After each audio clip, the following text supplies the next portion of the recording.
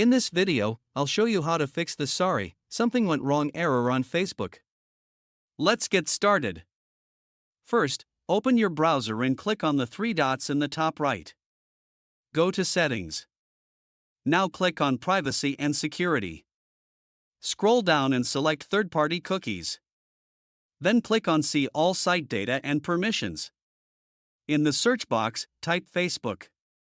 Now expand the results and click the trash icon to delete all Facebook data. Once done, go back to facebook.com and try again. If it's still not working, click on the lock icon next to the website URL. Select Site Settings. Scroll down to JavaScript and make sure it is set to Allow. If the issue still continues, open a browser and search, "Is Facebook down?" Click on a site like Down Detector and check the graph. If there's a spike, it means Facebook servers are down. In that case, you just need to wait until the issue is fixed. And that's it.